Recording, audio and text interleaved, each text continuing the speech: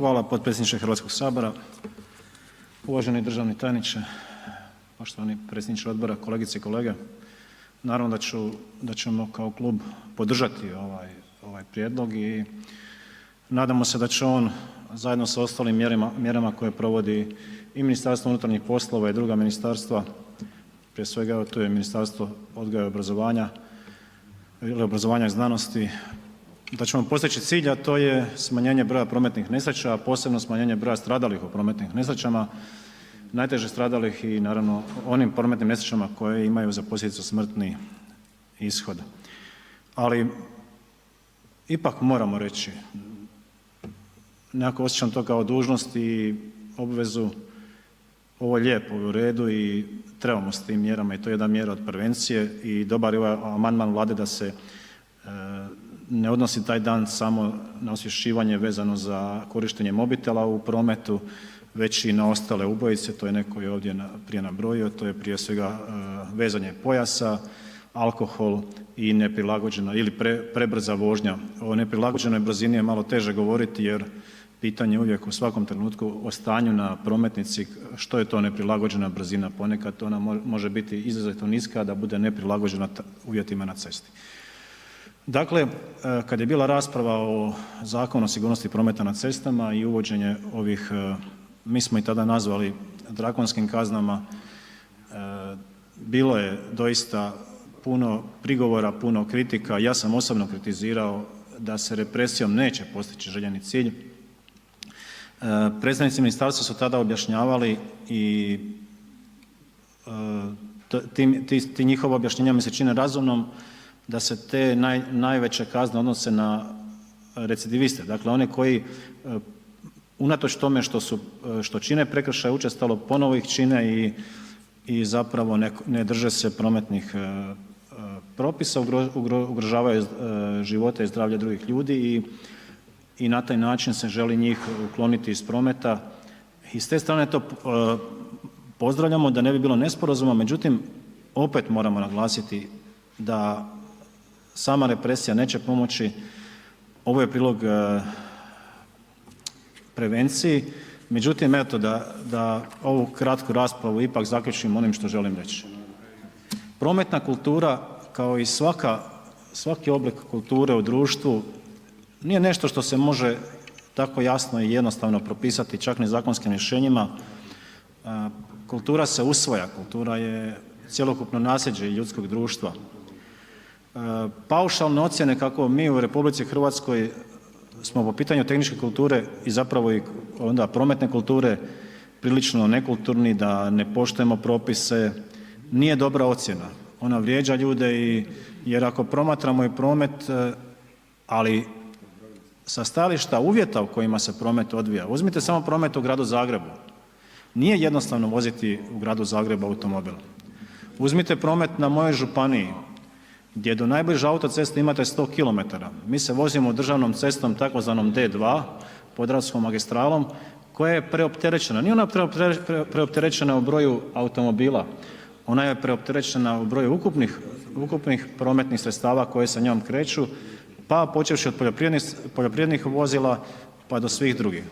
Dakle, snalaženje u pojedinim uvjetima na cesti ne može se samo usvojiti ili osigurati tim da polaznik završi autoškolu. On stječe u autoškoli vještine za upravljanje vozilom, stječe naravno i poznavanje prometnih propisa, ali u stvarnom životu to nije dovoljno jer se pojavljuju mnoge druge okolnosti koje onda utječu na sigurnost u prometu. I zbog toga je jako važno prije svega u tehničkim uvjetima, dakle izgradnjom adekvatnih prometnica osigurati da ljudi imaju jednake uvjete i da mogu voziti prometno sredstvo, najčešće to automobil, sa što manje stresa jer vožnja automobila je izuzetno stresna i to često ne uvažavamo. Ne bi se usudio sada govoriti jer nisam liječnik, neću govoriti o psihofizičkim sposobnostima vozača, o svemu onom što utječe i na njegovo ponašanje, ali mogao bi ovako konstatirati da još uvijek u našem društvu automobil je simbol statusa, dakle nije samo prijevozno sredstvo nego simbol statusa i dolazi do mnogih nerazumijevanja i prilikom kupnje, odabira automobila, prilikom onda vožnje s takvim automobilom je neshvatljivo je, i meni je neshvatljivo kao čovjeku, inženjeru strojarstva da netko ima potrebu kupiti automobil od 500 konjskih snaga. To je meni neshvatljivo, ali eto, to ljudi rade. Ljudi kupe automobil od 500 konjskih snaga i onda se treba voziti 50 km/h. To je, pazite, to nije, jedno drugom je to u sukobu, to je jednostavno, čovjek ima logički sukob i to onda ne funkcionira. Ali, obećao sam da ću biti kratak, pa poanta, što želim reći. Tehnička kultura, sadržaj tehničke kulture za 5. razred, kurikulum. Na kraju prve godine učenja i poučavanja predmeta tehnička kultura u domeni tehnika i kvaliteta života učenik demonstrira sigurno sudjelovanje u prometu primjenom prometnih pravila i propisa. Razrada ishoda, razlikuje sudionike u prometu, navodi sigurnosne i zakonske uvjete sudjelovanja u prometu kao putnik i kao vozač bicikla i drugih dječjih prometnih sredstava, objašnjava značenje primjera prometne signalizacije, objašnjava primjere prometnih pravila i propisa, demonstrira pravilno i sigurno sudjelovanje pješaka i biciklista u prometu. Opis razine dobar ostvarenosti odgojno-obrazovnih ishoda na kraju razreda. Navodi sigurnosne i zakonske uvjete, pazite, sigurnosne i zakonske uvjete sudjelovanja u prometu kao putnik ili vozač bicikla i drugih dječjih prometnih sredstava. Opisuje i demonstrira primjenu prometnih pravila u simulacijama jednostavnih prometnih situacija kao pješak i prepoznaje sigurno i pravilno sudjelovanje biciklista u prometu. Ako se dodamo tome samo još u nižim razredima osnovne škole prirodu i društvo, tu završava prometna kultura u školi. To nije dobro, to je poruka, to nije dobro. Ja sam naravno,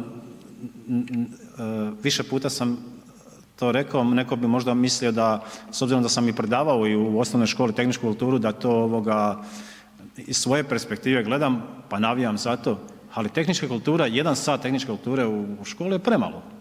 I onda tu uključimo prometnu kulturu samo u 5. razredu i ovo je previše složeno za učenika 5. razreda. I onda nema više s tim dodira dok dok ne krene u autoškolu, tamo ga naravno ljudi uče, ali nemaju oni vremena, oni ga uče vještine same vožnje, jel, prometnih propisa, ali puno drugih stvari ostaje nepoznato. Reći ću meni kao odrasloj osobi, zastupnik u Hrvatskom saboru i čitao sam zakon i još mi je nejasno, to je bilo i prije, ja sam sad vidio u Virovitici, imamo zebru i imamo uz zebru ucrtanu biciklističku stazu.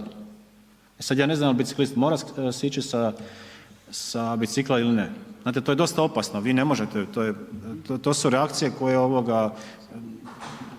su praktički neću reći sad u sekundama, milisekundama kad vam čovjek, je li to po zakonu ili nije po zakonu, ja ne znam, ali zašto je neko ucrtao stazu da je poručio biciklistu da ne mora silaziti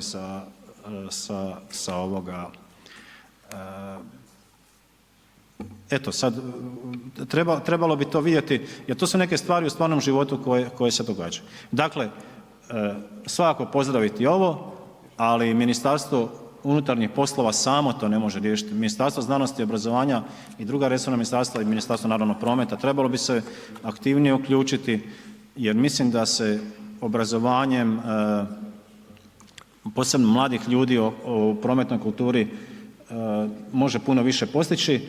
Evo jedan samo detalj, predavajući djeci u školi rekao sam kao nastavnik da je 50 km/h da je to velika brzina, na to su mi se djeca smijala jer su mislili da lupetam glupost 50 km/h, kakva je to brzina, jel?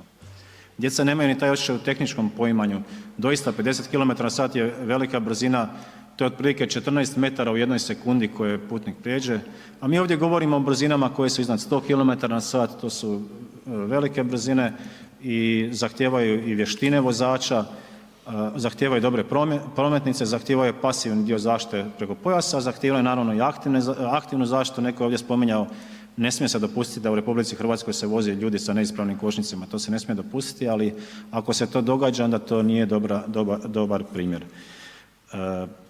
Da zaključim, pozdravljam ovaj prijedlog i podržat ćemo ga. Hvala.